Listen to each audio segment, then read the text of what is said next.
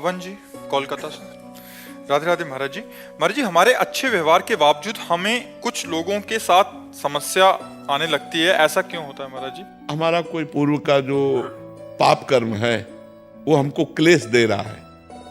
जैसे कभी कभी होता है कि हम आपके साथ बहुत अच्छा व्यवहार करते हैं लेकिन आप हमारे साथ अच्छा व्यवहार नहीं करते, तो वो हमारा कर्म आपकी बुद्धि में बैठ करके हमको कष्ट देगा, तो हमें चुपचाप भोग लेना चाहिए, क्योंकि हमने अच्छा कर्म किया है, हमने बुरा किया नहीं। सामने वाला हमारे साथ जो बर्ताव नहीं करना चाहिए वो कर रहा है, तो वो बेचारा है। हमारा कर्म उसकी बुद्धि में बैठ करके है हमको कष्ट दिलाना चाहता है। शास्त्रीय ज्ञान, अध्यात्म विद्या ऐसा कहती है, को न काहू के सुख दुख कर दाता, निज कृत कर्म भोग सुन भ्राता। को किसी के सुख दुख देने वाला नहीं, हमारा कर्म ही हमको सुख और दुख देता है।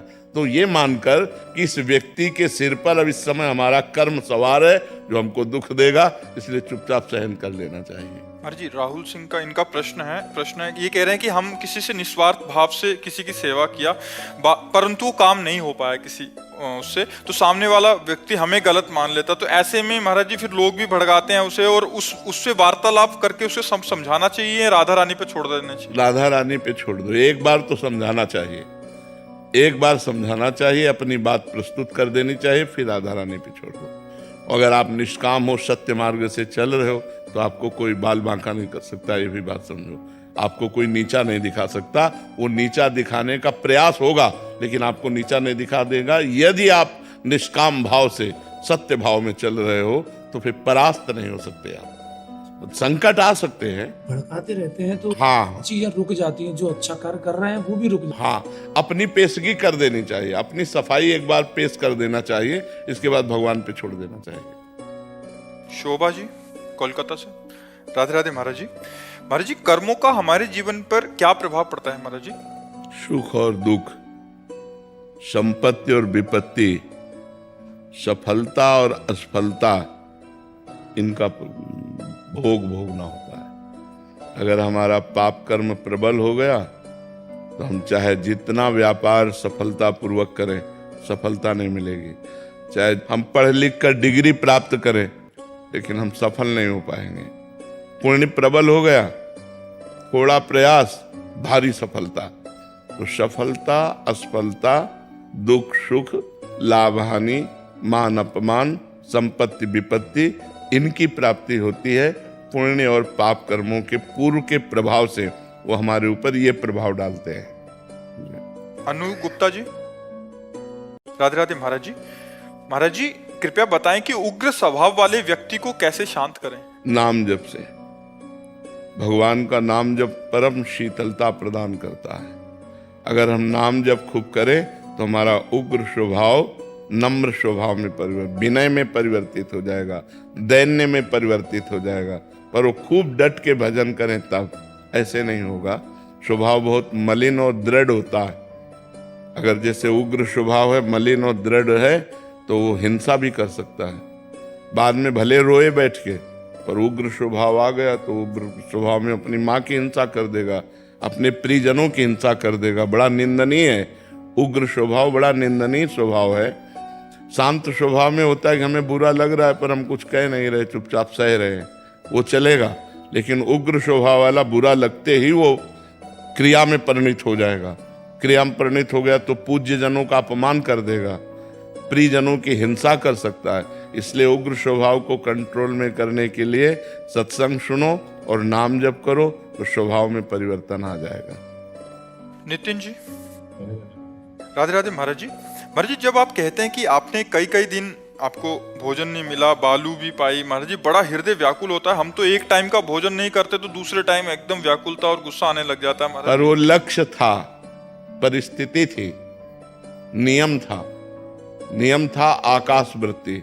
आकाश वृत्ति का नियम ये होता है कि जो परमात्मा तुम्हारे सामने भेज दे बस वही पाना है, न मांगना है न इशारा करना है किसी से, ऐसी वृत्ति। तो जो हम काशी में रहे तो आकाश वृत्ति से रहे, गंगा किनारे जो भ्रमण रहा आकाश वृत्ति से रहा। तब जैसे घाटों में बैठे हैं, अब कौन वहां भोजन लावे? वहां तो पवित्र नगरी है, वहां तो संतों की नगरी। भाई गांव गली में किसी किनारे बैठे हो तो गांव में तो कोई आके पूछ सकता है कि भोजन पाया कि नहीं पाया बाबा जी, लेकिन वो बाबा जियों की नगरी है, लाखों बाबा जी है वहां, तो वहां से कौन पूछने आवे। तो भगवान विश्वनाथ जी की कृपा से कभी जैसे कोई उधर निकला, थोड़ा सेतुआ दे दिया या थोड़ा 1-2 पीस बर्फी दे दी, वही खा के गंगा जल पी लिया। पर लक्ष्य था भगवत प्राप्ति, इसलिए सब सह गए। भगवान ने ऐसी कृपा करी, नहीं तो वहां काशी में कोई भोजन की कमी है। अन्नपूर्णा का क्षेत्र है तो कितने मारवाड़ी क्षेत्र ऐसे हैं कि आप रात दिन चलता रहता है, आप कभी भी भोजन पा सकते हो। लेकिन नियम लिया था, कभी कहीं जाएंगे नहीं, किसी से मांगेंगे नहीं, पास पैसा नहीं रखेंगे, जो हमें भगवान दे देंगे वही पाएंगे। तो लक्ष्य था भगवत प्राप्ति, इसलिए सह गए। ऐसा नहीं कि हमें पीड़ा नहीं होती थी, हमें कष्ट नहीं होता था, हमें व्याकुलता नहीं होती थी, बहुत होती थी, पर उसको सह जाना है भगवान की प्राप्ति के लिए, उसको सहना। तो ये नियम का पालन करने के लिए ऐसी भगवान ने सामर्थ्य दी थी, तो पार हो गया। पिछले हफ्ते हरिद्वार गए, मेरे संतों को ढूंढते हैं, मेरे को भारत जी कहीं मिल जाए, बैठे हमारे बोले दिखी नहीं। अब आजकल बहुत भारी व्यवस्थाएं सब चल रही हैं, तो प्रायः सब आश्रमों में रहते हैं। प्रायः अब ऐसे भ्रमण करना बड़ा भयावह हो गया है। अब 1-2 संत कहीं किसी गांव गली किनारे मिल जाए तो लोग मार डालें कि बच्चा चोर है, ऐसा है वैसा है। बड़ा समय गलत चल रहा है। जी वो कभी कभी ना भटक जाता हूँ। जैसे हम लोग नाम सिमरन बहुत, महाराज जी से नाम भी लिया होगा, सिमरन करते हैं, सब कुछ करते, कभी कभी मन भटक। हाँ, मन कभी कभी मन नहीं लगता है, लेकिन उसी भटकते हुए मन को संभालना ही तो साधना है। मन की तरंग मार ले, बस हो गया भजन। अभी ये सोच के आए थे कि वृंदावन में एक दिन व्रत रखेंगे, सुबह तक दोपहर तक कुछ नहीं खाया, फिर शाम को गोलगप्पे खा लिए। नहीं यार, मतलब भूख से। हाँ, नहीं, इसमें क्या होता है, कष्ट सहना होता है कि अब हम गैस की गोली तो खा सकते हैं, लेकिन गोलगप्पा नहीं खा सकते।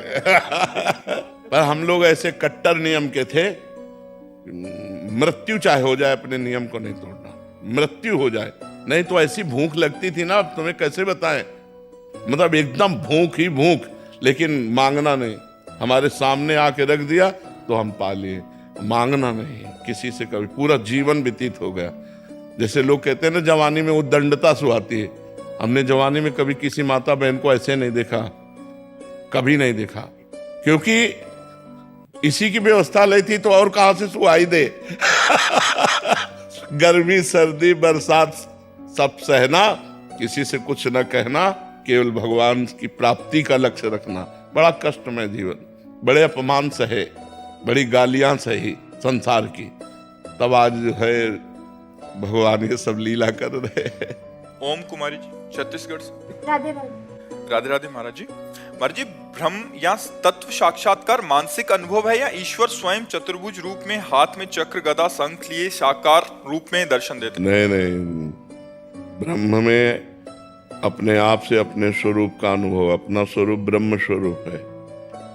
ये साकार दर्शन भगवान की भक्ति है, और भक्ति के द्वारा जब हम भगवान के जिस रूप का दर्शन चाहते हैं उस रूप का दर्शन होता है। ब्रह्म निराकार है, उसमें रूप नहीं है, उसमें स्वयं का अनुभव है। ये ज्ञान मार्ग से प्राप्त होता है, सांख्य योग के द्वारा, और चतुर्भुज नारायण रूप भक्ति योग के द्वारा प्राप्त होता है। अलग अलग मार्ग से अलग अलग भावनाओं द्वारा भगवान का अनुभव होता है। जाकी रही भावना जैसी, प्रभु मूरत देखी तिन तैसी। जैसी हमारी भावना होती है वैसा हमें दर्शन होता है। ब्रह्म का दर्शन निराकार है और वो अनुभव स्वरूप है। तो जो अनुभव गम्य भजेंगे संता, वो ज्ञान मार्ग से प्राप्त होता है। महाराज जी, साक्षात्कार की योग्यता कैसे बनती है? क्या केवल ज्ञान और भक्ति के द्वारा जीव स्वयं के साक्षात्कार की ओर अग्रसर हो जाता है? बिल्कुल बिल्कुल। किसी एक मार्ग का अवलंबन लेकर, ज्ञान मार्ग का अवलंबन लेकर के वो अपने स्वरूप में स्थित हो जाता है। ब्रह्म विद ब्रह्मैव भवति। जो ब्रह्म को जान लेता है वो ब्रह्म स्वरूप हो जाता है। सोई जाने जे देव जनाई, जानत तुम्हें तुम्हें हो जाए। भक्ति मार्ग में दासोहम है, और ज्ञान मार्ग में सोहम है, अहम ब्रह्मास्मि है। दोनों मार्ग सत्य हैं। ज्ञान मार्ग से निराकार ब्रह्म का अनुभव होता है और भक्ति मार्ग से साकार ब्रह्म का अनुभव होता है। राधे राधे महाराज जी। महाराज जी आपके चरणों में कोटि कोटि नमन। महाराज जी आपने सत्संग में बताया था कि जब नाम जब चलता रहता है तो सारे विकार धीरे धीरे निकलते हैं और खत्म होते रहते हैं। ये हमें किस तरह पता चले कि अभी जो विकार हम पर हावी हैं वो निकल रहे हैं, या वो हमारे रेगुलर विकार हैं वो पूरी तरह से खत्म होते हैं या दब जाते हैं? विकार कभी रेगुलर नहीं होते। मात्रा स्पर्शास्तु कौन्तेय शीतोष्ण सुख दुखदा आगमा पायनो अनित्यास तास्तितिक्षस्व भारत। भगवान अर्जुन से कहते हैं ये इंद्रियों के स्पर्श सुख, ये आगमा पायनो अनित्यास, ये आने जाने वाले अनित्य नाशवान है, इनको सहना चाहिए। तास्तितिक्षस्व भारत, ये सहने से नष्ट होते हैं, भोगने से प्रवृत्ति बढ़ती है। जैसे जैसे हम क्रिया करते हैं भोगों की, वैसे वैसे गंदे संस्कार हमारे बनते जाते हैं। और जैसे जैसे हम धर्मयुक्त भोग भोगते हैं और संयम से रहते हैं तो हमारी इंद्रियां पवित्र, हमारा मन पवित्र, हमारा भाव पवित्र, फिर सब परम पवित्र भगवान को प्राप्त करने की योग्यता आ जाती है। जब हम नाम जप करते हैं, पवित्र आचरण रखते हैं, पवित्र भोजन पाते हैं, पवित्र व्यवहार करते हैं, तो धीरे धीरे धीरे धीरे दीर्घ काल निरंतर सत्कार सेवितो दृढ़ भूमि, दीर्घ काल तक यदि निरंतर नाम जप किया जाए और संयम से रहा जाए तो ये हमारा जो इंद्रिय दोष है, काम क्रोध आदि, ये धीरे धीरे शांत हो जाते हैं। और ये अपने को अनुभव मिलता है, किसी और को नहीं। अपना हृदय निर्विकार होने लगता है, शांत होने लगता है, गंभीरता आने लगती है, प्रसन्नता जागृत हो जाती है। ये सब देवी संपदा के सद्गुण जागृत हो जाते हैं। हिमांशु जी चौमू। राधे राधे महाराज जी, आपके चरणों में कोटि कोटि नमन। महाराज जी पूरी दिनचर्या को नियमित कैसे करें, ये समझ नहीं आता। कुछ समय तो निद्रा और भोजन आदि में चला जाता, कुछ पढ़ाई करने में, थोड़ा कुछ गुरु नियम में, बचे कुछ समय जो निद्रा में समय जाता है उसे भी भगवान को समर्पित करो, जो पढ़ाई में समय जाता है उसे भी भगवान को समर्पित करो, जो मनोरंजन में समय जाता है उसे भी भगवान को समर्पित करो। तो ये समर्पण योग आपको ज्ञान योग प्रकाशित कर देगा। आपके अंदर शुद्ध बुद्धि होने लगेगी। यत करो, श्री भगवान ने कहा, जो करते हो वो मुझे समर्पित कर दो। तो नाम जप करते हुए जब चेतना में है तो नाम जप कर रहे हैं, जब निद्रा में 5-6 घंटे तो वो भी भगवान को समर्पित कर देते हैं, जब विद्या अध्ययन या नौकरी या व्यापार वो भी भगवान को समर्पित कर देते हैं। तो इस समर्पण योग से भगवत प्राप्ति की योग्यता आने लगती है। जी चाहते हैं कि मनोरंजन आदि ना किया जाए, पर मनोरंजन के बिना रहा भी नहीं जाता। हम कहाँ, बिल्कुल कीजिए, हम मना नहीं कर रहे, इसीलिए मना नहीं किया, जोड़ दिया। पर असत मनोरंजन नहीं। रामायण देखिए, महाभारत देखिए, बैठकर भगवान की चर्चा कीजिए, सत मनोरंजन करो।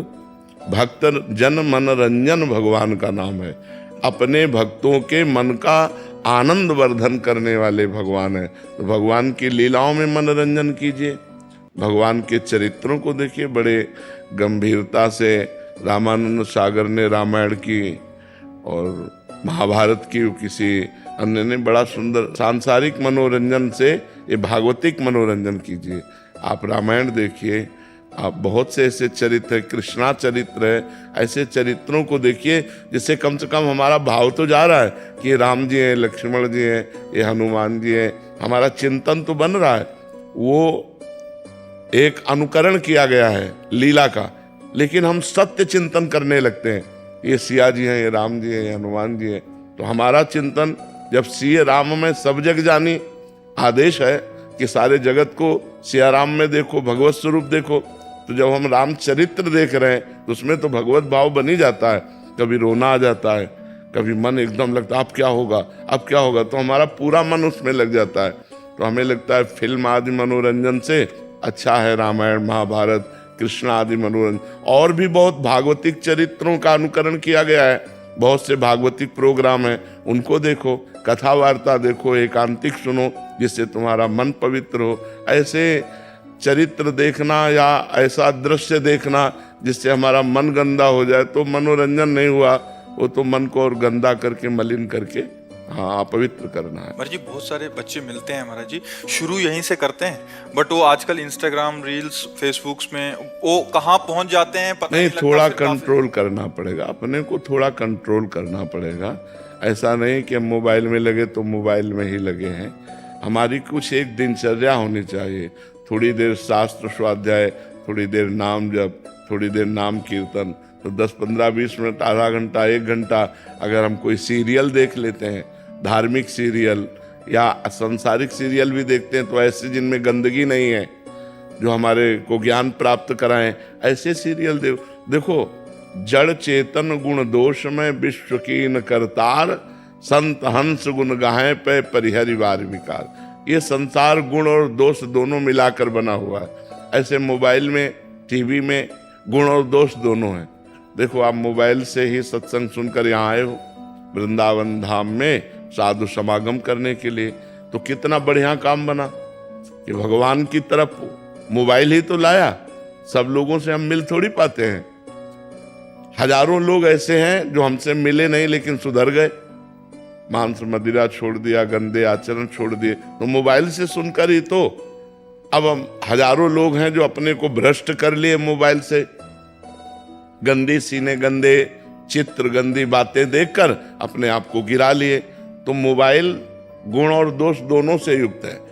यदि हम गुण चाहें तो बड़े बड़े संतों के पावन चरित्र, संतों की वाणी, भगवान का लीला अनुकरण, ये सब मिलता है। और अगर हम अपने को गंदगी में ले जाएं तो देश विदेश की फिल्में, देश विदेश की गंदी बातें हम अपने दिमाग को खराब कर लें।